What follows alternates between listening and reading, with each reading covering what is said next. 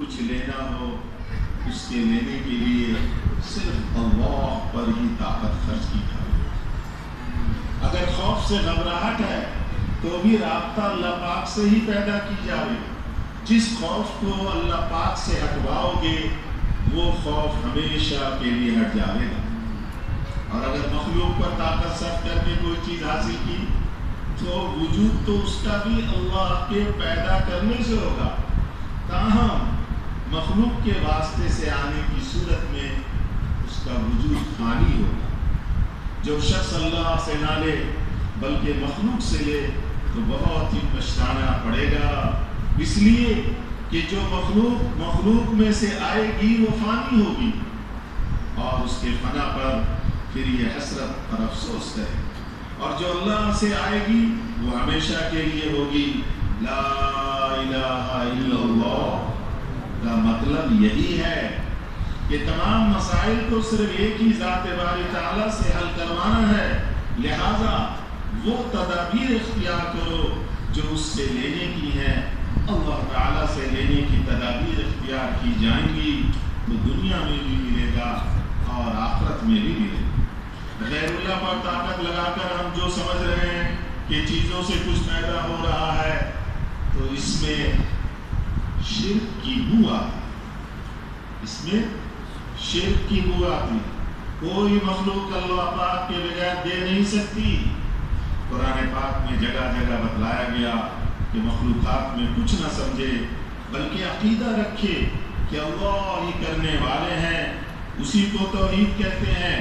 جس طرح مخلوق سے فائدہ اٹھانے کی تدابیر ہیں اسی طرح اللہ تعالیٰ سے لینے کی بھی تدابیر۔ سارے احکامات بات کو آتے ہیں، پہلا حکم یہ ہے کہ اللہ پاک پر یقین پیدا ہو جائے۔ اس سلسلے میں اگر یہاں تھوڑا سا خوف برداشت کر لیا جائے تو ہمیشہ کے خوف سے چھٹکارا ہو جائے۔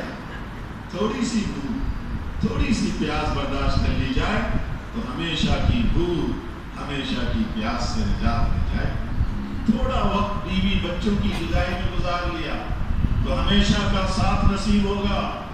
حضرات صحابہ کرام رضوان اللہ علیہم اجمعین تھوڑے دن بھوک پیاس برداشت کی تو اس دنیا میں بھی بڑی بڑی سلطنتوں کے دیے ہوئے خزانے تک ان کے پیروں میں آ پڑے۔ ضرورت ہے کہ ذاتی تعصب کسی چیز کا نہ رہے، تبھی ملک مال کے فتنوں سے بچا جا سکتا ہے اور اللہ کے لیے ہر کسی سے معاملہ کرنا آ جاوے۔ جب روپیہ نہ ہو تو بھی متاثر نہ ہو، اور جب روپیہ آ جائے تو اس سے بھی متاثر نہ ہو تو بھی متاثر نہ ہو، آ جائے تو اس سے بھی متاثر نہ ہو۔ ایسے ہی لوگ صالح، یہ ہے صالح جو مخلوق کا تعصب ختم کر دیں۔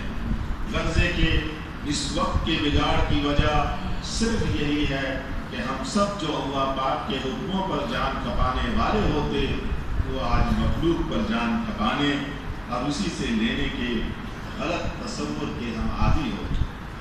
اللہ پاک کے حکموں پر جان کھپانے پر جس قدر اللہ کی مددوں کا یقین ہوگا اسی کے بقدر غیب سے دروازے کھلتے جاویں گے۔ اگر اللہ کے دین کے لیے جان کھپانے والوں کی مقدار بڑھے اور اس پر یقین ہو تو چونکہ ساری مخلوقات اللہ کی ذات سے وابستہ ہے، ساری مخلوقات اللہ کی ذات سے وابستہ ہے، ہماری مرغوبات ہوں یا مکروہات، ہماری مرغوبات رغبت والی چیزیں، مکروہات ناپسندیدہ چیزیں اللہ ہی کی طرف سے ہیں۔ جب یہ بات ہے تو دلوں کو پوری طرح مخلوق میں اللہ پاک کا یقین پیدا کرنے کے لیے ٹھوکریں کھائیں۔ یہ تشکیل کا جملہ ہے۔ حضرت کیا فرما رہے ہیں؟ دن